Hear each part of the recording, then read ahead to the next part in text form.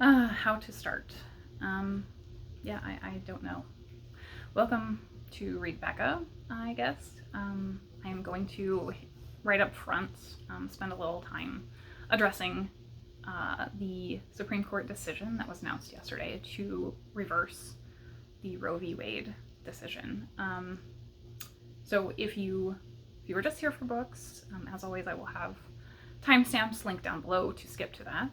If you can't take hearing any more of this, I understand. So I'm not going to attack anybody or rage at anybody. That's not what this is going to be. So I guess right up front, if you are living in a cave or a time traveler and somehow don't know, Roe v. Wade was a past Supreme Court decision from 50 years ago that decided or affirmed the fact that our constitutional protections for the rights of liberty and privacy encompassed medical decisions, and that included bodily autonomy, including abortion, the right to terminate a pregnancy. And so that's the scope. That's obviously been reversed. So they've said we do not have a right to bodily autonomy covered under the Constitution. So that's scary for myself. So I think first, I do want to address people who are anti-choice or consider themselves pro-life. As I said, I'm not going to attack you. I grew up evangelical. I had that mindset for half of my life. So I completely understand the place you are coming from. I'm not going to try to convince you to change your mind. What I want to address more is that there is a constant focus on the things we don't agree about. And I think I've talked about this in past videos as well, so this is not anything new. There is more shared ground between us than there is dissent between us, and I just want to get that across. So as people like myself are grieving our loss of freedom that we feel, I want you to understand things that we still can come together on to make things better, that your goals are not necessarily achieved. So where I'm coming from with that, what I want to say about that, I don't script, so this is going to be hopefully concise. I'm going to try to keep this not too rambly, so I'll do my best, but I apologize if I say anything ridiculous or stumble over things. I'm trying. This is obviously a very raw topic. So the pro-choice stance is not one that, like, there should be more abortions. That is categorically false. Pro-choice wants women to not have to go through a medical procedure. Like, inherently, any medical procedure is going to be taxing from a time and cost perspective. It's taxing on your body. We don't want that, but at times it's medically necessary. And so obviously I don't need to harp on this. This is kind of repeated over and over, that as pro-choice believes that decision, whether it's medically necessary, should be completely left between the woman and her doctor, right? But completely disregarding that, right? We know factually, via the entire history, the recorded human history, that regardless of legality, abortions will still happen. Women who don't want to carry a pregnancy will not. So laws are not going to get you to 0 abortions. What does get you there is science and medicine.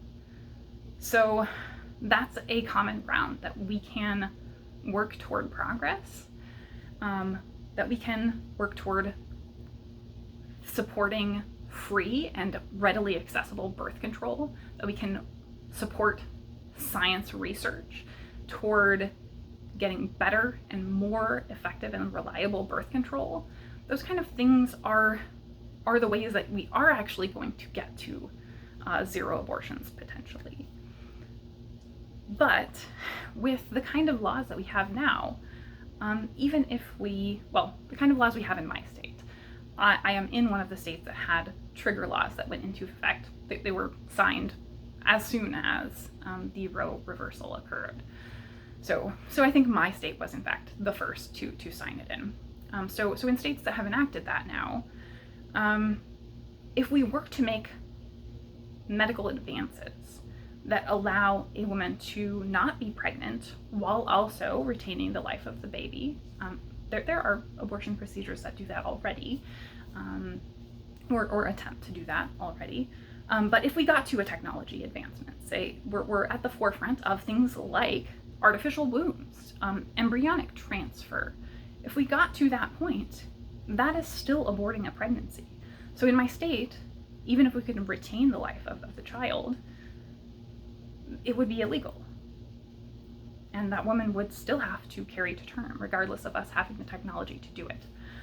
So I hope we can make progress in those areas. I think that is something that, as a majority, both sides could agree and come together on technological advancement, on moving toward that point. Because if your ideology is the sanctity of life, then, as I said, knowing that limiting access to abortion will have the effect that maternal death goes up. That is a known thing. So if your stance is sanctity of life, then you have not achieved mission accomplished at this point, and there's still more work to do. So I think that's most of what I have to say to the folks on, that side of the argument. As I said, I don't want to attack anyone. I don't want to try and change your mind. I do want to say that we can keep working together toward progress. And I think that's it. So for the other side, for kind of the pro-choice side, for myself, I can only speak to kind of what I feel like I need to do. And coming from that background, as I said, of having been pro-life, I think a lot of where I came from was to do with information. It was about the information I had to access to, a lack of fundamental understanding of the natural world, I think. So I think my stance on what I can do in that space, from what I experienced, from the people that I talk to that are still in that world and that mindset, the main things that I can take away are that having quality education and access to information are the keys for me on what I didn't have the tools to even begin to make a decision for myself. And I think it should be a personal decision for how people set their ideology, but I also think many people are underprepared for that, or underinformed, as I said. So it's a hand lens razor type situation, but that's a very unkind way of putting it, I think. I think that people are not malicious in their stance, genuinely, even though it may feel like that right now. Right now it feels like, people are delighting in others' misery, and that's a lack of empathy. If they are, people should, regardless of which side they're on, know and empathize that people are feeling active harm right now. So I think having information and pushing toward education is where I'm going to be putting my focus, and obviously that is extensively under attack right now, and we have all kinds of issues with taking away access to quality information and education. So I think that's what I'm going to focus on for the immediate term future. So I know there are protests around the country today, probably for the foreseeable future. I personally won't be participating. because I don't feel the need to.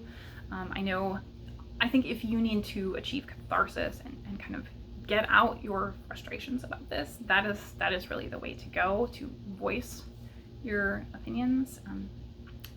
But I don't have a lot of optimism about change coming out of that. I am located somewhere that was very central to the Black Lives Matter protests that went on for years, and we had protests, prolonged periods of protests, of riots, and they were not what was depicted on TV for sure, but still, the change that resulted after years of hard fighting was minimal, or is minimal still. So my optimism toward that being an actual way of affecting change is low, unfortunately. But I do think if you feel that is the way to get your voice heard, I think there is value there. I think there is value in keeping visibility toward this being a majority view, toward there being a large proponent who have this view. I think that's important. So I think that's what I have to say. I think, unfortunately, extremely feeling very, very down on our country this weekend as we head toward, just a week out from 4th of July and this celebration of our freedoms, as we are seeing our freedoms kind of stripped away. And that is a little bit heartbreaking for sure. So I think that's it. So let's go into the books, and the first book that I have to talk about is something that is a kind of connected to this. So I'm going to pause to go get a drink of water, and I'll be right back. Okay, so the first book I want to talk about is one that I didn't finish, actually, but because it's somewhat relevant to my thoughts this week, I just wanted to mention a quote from My Life in France. So I still have not finished this. I'm about 200 pages in. It's been very slow going this week. We've moved from extreme difficulty to reading to literally impossible right now, so I'm sort of shifting toward audio, which you will see I didn't finish very much. So the quote this is from a letter that Julia was writing, and it is a commentary on McCarthyism happening in the Red Scare. We are fighting for our hard-won liberty and freedom, for our Constitution and the due processes of our laws, and for the right to differ in ideas, religion, and politics. I am convinced in your zeal to fight against our enemies, you too have forgotten what you are fighting for. So I think that's a powerful quote in this moment, thinking about how awful that McCarthyism must have been. Our country has been through and progressed from extremely hard places before, even up to the Civil War. I hope we do not have to go through anything that horrible again, but it means we can within the framework of politics make progress, and I think that is a thing we should strive toward. So first book is one I didn't finish. Then I DNF'd a book. I DNF'd King Rats by James Clavell. Unfortunately, I didn't really enjoy this, and that's why I DNF'd it. And I didn't see it going anywhere that I was interested in. We kept looping around. This is following soldiers, and this group of soldiers has a single individual known as the king, and he's known to be quite lucky, and he's kind of the only one who is not affected by the fact that they are starving and in horrible conditions because of the war, obviously. And I just couldn't get behind that, and it kept looping around that. It kept just like repeating this over and over. Oh, you're so lucky. How are you getting by? And like, how do you have cigarettes? Like, yeah, all of that kept looping. And then we finally got to what I realized is the premise of the title, of these men trying to catch a rat, or trying to kill a rat, really, that they see. And the king poses, well, maybe we could catch it and start a rat farm and sell the rats for meat. And so he's going to become the king of this rat farm, I'm guessing. And at that point I was like, that's going to be the premise here is I don't want to read. I just have no interest in reading that. I didn't want to hear any more. There is one guy who is super out to get the king because I don't know, he's jealous or he's angry about him not being miserable. Something. It's like a whole, I can't remember his name. The guy from Les Miserables. Jean Valjean is the good guy. I can't remember who the bad guy is. But it's this very unfounded animosity toward him that clearly is going to make them nemesis. And I was just like, I do not care about this at all. I don't want to read about a bunch of soldiers who are going through misery and also oppressing others, who are going to cruelly mistreat these rats and forcing them to breed underneath a hut in a hole. Like, yeah, I don't want to read it. So I gave up on that. However, better days are ahead in terms of reading. So the one thing I did finish this week was The Convenience Store Woman, and I predictably absolutely loved this. So I don't want to talk too much about the plot. It's very mundane. It's about a woman who is a convenience store woman. She works at this convenience store for the majority of her life, and it's been 18 years that she's been working at the same convenience store, and that's viewed as very abnormal. She definitely has coding as non-neurotypical. I know people have kind of wondered about that. I would say it's very explicit. It's not certain which type of non-neurotypical situation she has, but it's definitely there. I thought it was very smart in how it portrayed that. In part, one of the things that she does is she kind of starts copying people, but it's something that people do like on their own automatically without thinking, where people you're around, you start liking the same things, you are interested in the same types of clothes, and so she's making a conscious effort to do this, where she's paying attention to what brands people are wearing, things like that, people's speech patterns.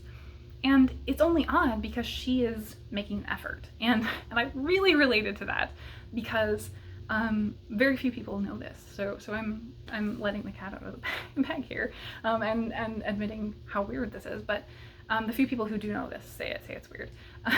When I first started my adult life and a career, I did not understand small talk. That was a weird thing. I kind of assumed, not really assumed, but I had the expectation that if somebody wanted to tell me something, they would just say it. Like if somebody wanted to talk about a part of their day, they would just say it. And it took me probably a year of being in my career before I kind of had that realization of, that's not how this works. I have to actually like people like being asked about their day. So I had to make that conscious effort, just like our convenience store women here. And so I took notes. Like if somebody mentioned their kid had a soccer game, that sort of thing, over the weekend, I had a note and would then know to ask them on Monday about it. And over time, I developed the skills to do that naturally without it being a manual effort. But that's the way that the autistic or non-neurotypical brain works. You just don't have those inherent skills. And so it's only weird because she had to make the effort. It's something that neurotypical people do without thinking, and so that's normal. And so even though she's trying to adhere to social norms and is doing the same thing, because she has to put effort in, it's unusual. So I loved that portrayal, and that was so well spelled out here. So that's one thing. The other thing I found incredibly interesting in here. Initially, I was maybe a little off-put, and it's something I hadn't heard people talk about before. So I do want to explicitly mention it, is that she comes into contact with this guy through her work that is effectively very much a like red pill incel type guy, very extremely misogynistic, constantly talking about gender roles, that sort of thing, and really extreme. So what it does with that is very, very unusual, I would say, because it takes her kind of briefly understanding that she is someone who exists outside of social norms, And here is someone else who exists outside of social norms as well, but in a different way. And it shows us her processing that and like gaining understanding of that.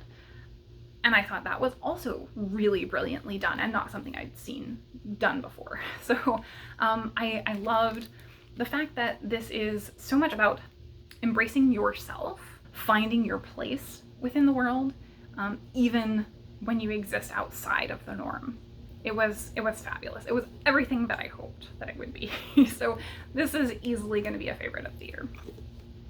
Then my stuff that I'm reading. So I've leaned hard along with that into comfort reading as a result of everything that's gone on this week.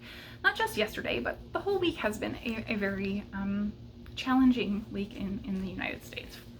So my number one comfort read has been Mr. Penumbra's 24-Hour Bookstore by Robin Sloan. So I'm progressing, as I said, extremely slow progress. So I'm not through this. I thought this was going to be very easy to read.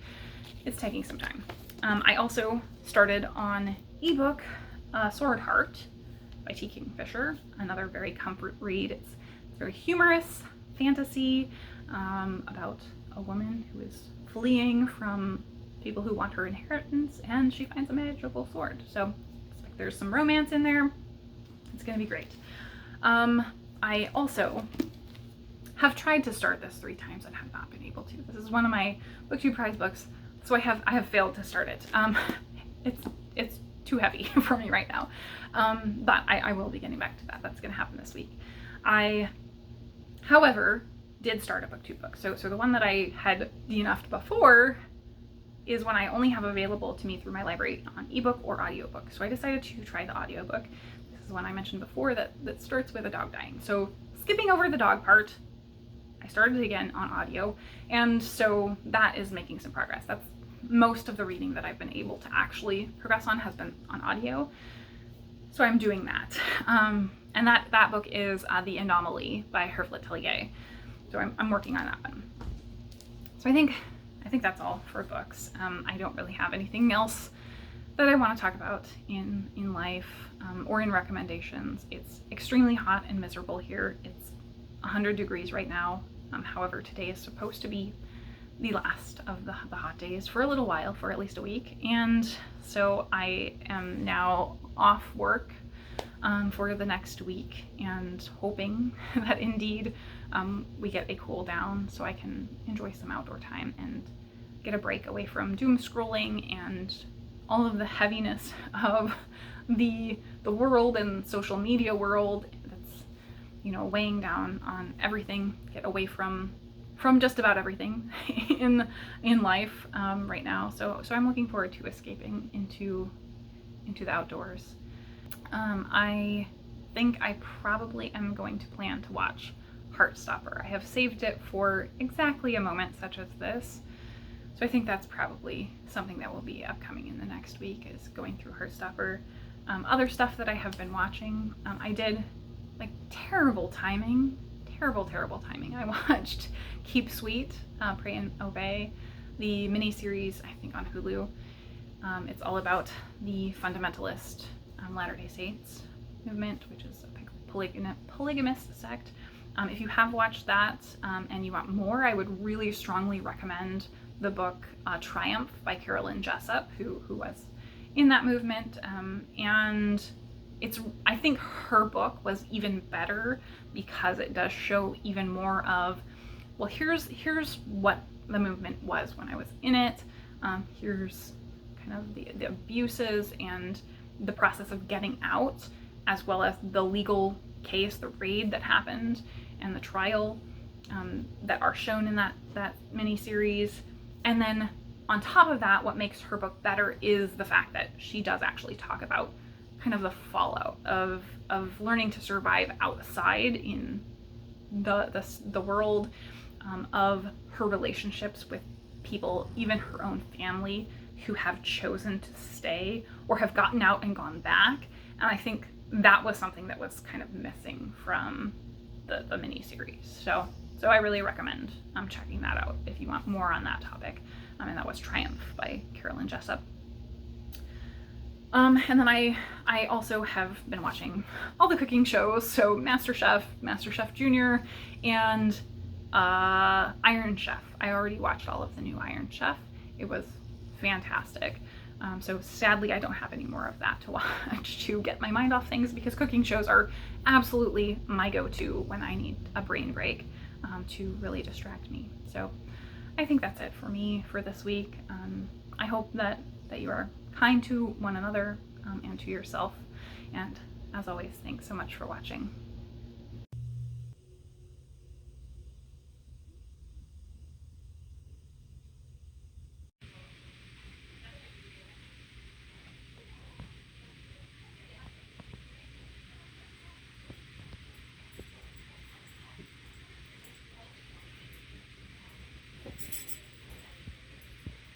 Rue, is it your birthday?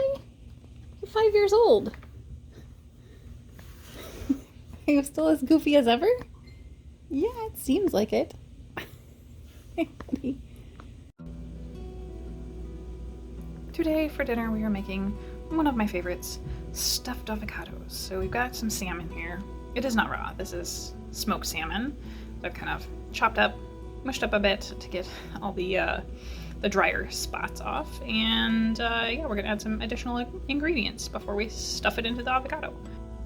Some standard mango slices. We're gonna pour the juice there because we're gonna add that. Okay, we've added the chopped mango. And some diced red onion. Going for lemon juice. All right, and then a little bit of the mango juice, and we can always add more. I just don't want it to be super soupy. And then we will stir it up.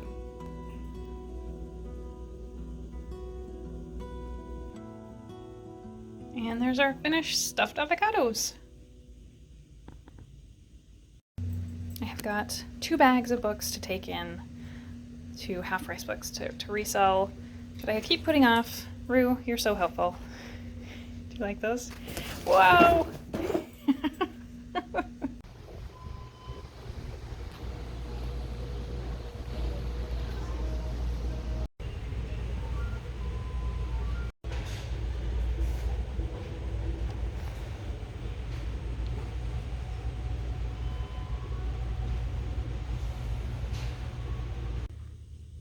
You are very excellent at holding books up, aren't you? Pretty difficult job. It's literally 100 degrees. And he just wants to lay on the warm sidewalk. What a weirdo. Coco! Coco! There's a cardinal yelling at Coco. I doubt you'll be able to see it up here. Oh, there it is. He just flew into a perfect spot. He's really annoyed at us.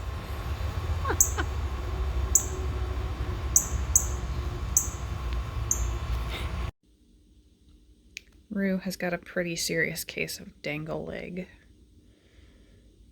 You do, don't ya? I feel it too, Rue. Coco, I feel the same, buddy. Me too.